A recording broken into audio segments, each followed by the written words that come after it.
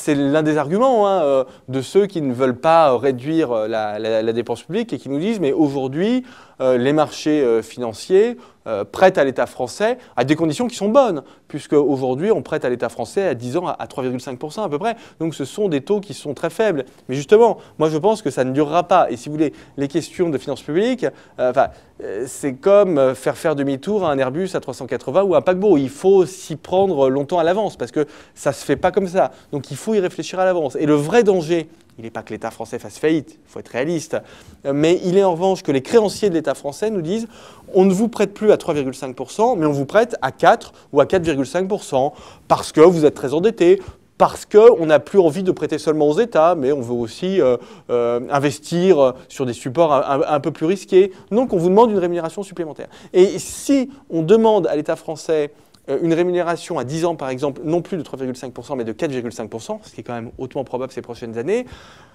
le coût pour les finances publiques, il est supérieur à 10 milliards d'euros. C'est-à-dire, par exemple, il faut doubler la taxe d'habitation. Donc ce sont des choses qui ne sont pas du tout indolores et surtout qui ne sont pas ce sont pas des débats technocratiques. Moi, c'est ça que je veux faire comprendre. C'est que ça peut avoir des implications extrêmement fortes sur la vie des Français. Donc il ne faut pas considérer que ces questions de finances publiques et de dette publique, ce sont des questions qui concernent que les experts ou je ne sais quoi. En réalité, ça peut toucher tout le monde et c'est pour ça qu'il faut infléchir la tendance dès maintenant. Il y a un consensus aujourd'hui des experts autour de l'idée selon laquelle il faudra bien réduire la dette publique et cela passe sans doute par une stabilisation, voire par une baisse de la dépense publique. Donc je dirais qu'il y a quand même un relatif consensus sur cette question. Maintenant, se pose la question du timing. Il est clair qu'il ne faut pas le faire trop tôt, parce que si on le fait trop tôt, on risque de casser le mince filet de croissance économique qu'on connaît actuellement, mais il ne faut pas le faire trop tard non plus, parce qu'il ne faut pas le faire après le moment où les marchés financiers nous auront dit on ne vous prête plus à 3,5 mais à 4,5%. Donc la question du timing est vraiment absolument décisive. Moi, ce que je propose, c'est de se dire, à partir du moment où on sera sorti de la crise économique, la prochaine loi de finances est une loi de finances qui est un peu plus rigoureuse et qui commence à acter une stabilisation de la dépense publique. Alors, le moment où on sortira de la crise, moi, je pense qu'on peut le mesurer de la façon suivante. D'une part, c'est le moment où la croissance économique sera revenue au niveau de ce que les économistes appellent la croissance potentielle, qui en France est de l'ordre de 1,2 à 1,3%. Donc ça, on n'en est pas très loin aujourd'hui, puisqu'on est entre 0,5 et 1%. Mais ce sera aussi le moment où l'économie française aura recommencé à créer des emplois. Ça, on n'y est pas encore. On a un taux de chômage qui commence tout juste à se stabiliser. Bon. Ça arrivera peut-être dans le courant de l'année 2010, peut-être au début de l'année 2011, mais il faut se tenir prêt. C'est-à-dire qu'au moment où véritablement on aura ces deux éléments qui seront réunis et au moment où donc on pourra dire on est sorti de la crise, là par contre il faudra être très rigoureux, il faudra être très décidé, il faudra mettre en place un plan de stabilisation et de réduction de la dépense publique. Et donc il faut s'y préparer dès maintenant. Il y a un risque de récession si on le fait trop tôt et il y a un risque de récession si on le fait mal. Moi, je pense qu'on peut avoir une réduction de la dépense publique qui profite à l'économie. Il faut sortir de la vision keynésienne un peu naïve selon laquelle si on a une augmentation de la dépense publique, c'est forcément bon pour l'économie et si on a une baisse de la dépense publique, c'est forcément néfaste pour l'économie.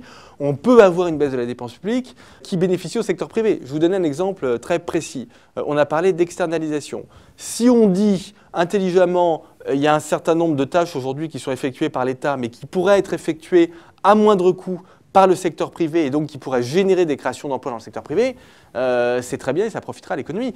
Le secteur de l'externalisation en France, qui compte des boîtes comme Sodexo, qui sont des leaders mondiaux, il s'est bâti sur l'externalisation de l'industrie vers les services. Aujourd'hui, ce qui nous attend, c'est l'externalisation de l'État vers les services du secteur privé. Et ça peut être une chance pour l'économie française. Donc il faut jouer là-dessus et il faut avoir une vision un peu optimiste et un peu volontariste de la réduction de la dépense publique. Ce n'est pas forcément mauvais pour l'économie. Comment les gouvernants, comment l'État français peut convaincre les marchés financiers qu'il est en train de faire quelque chose en le faisant. Alors là, tout simplement, je dirais que la France n'a pas connu d'épisode significatif de réduction de sa dette publique ni de sa dépense publique depuis les 20 ou 30 dernières années, depuis les années 70 en réalité. Donc là, seuls les actes parleront. Donc il faudra le faire, mais les déclarations d'intention ne seront pas suffisantes. Néanmoins, je pense qu'on peut faire et je pense qu'on doit faire ce que viennent de faire les Allemands, c'est-à-dire établir une règle constitutionnelle qui borne quand même la dette publique. Je crois qu'il y a un certain nombre de règles sur lesquelles on peut se mettre d'accord. Droite-gauche, ce n'est pas un débat politique, hein, et il faudra y rallier l'opinion publique aussi. Mais je crois qu'il faut quand même se dire que la dette publique, c'est bien, mais ça doit servir à investir et non pas à financer des dépenses courantes. Au passage, c'est ce que font les collectivités locales. Il faut savoir qu'en France, les collectivités locales n'ont pas le droit de voter un budget de fonctionnement en déficit. La dette des collectivités locales, elle a augmenté ces dernières années, c'est vrai, mais elle finance de l'investissement. Ce qui est quand même moins néfaste que quand la dette finance bêtement des dépenses courantes. Donc il faut avoir cette règle constitutionnelle-là, et puis très certainement, il va falloir reparler ces prochaines années des fameux critères de Maastricht, qu'on a complètement laissé tomber pendant la crise, et on a eu raison de le faire, mais il va quand même falloir au niveau européen qu'on se remette d'accord sur des normes de dette publique et de déficit public à ne pas dépasser. Alors maintenant, comment convaincre l'opinion publique? En faisant de la pédagogie, c'est ce qu'on essaie de faire, et en essayant bien de faire comprendre. Vous savez, c'est comme la question du réchauffement climatique. La question du réchauffement climatique, plus on attend pour agir, plus les décisions à prendre sont douloureuses. C'est exactement pareil en matière de déficit, de dette publique et de dépenses publiques. Plus on attend pour agir, plus il faudra prendre des décisions qui seront douloureuses et plus il faudra les prendre dans l'urgence. Donc il vaut mieux les prendre maintenant avant que les problèmes arrivent, parce que l'Islande ou la Grèce sont dans des situations qui sont extrêmement compliquées. Et là, je peux vous dire qu'on n'a pas le temps de faire de débat sur la façon dont on veut voir évoluer notre État-providence. On prend des décisions tout de suite. Bon, si on ne veut pas en arriver là, il vaut mieux avoir des débats tout de suite et agir relativement rapidement.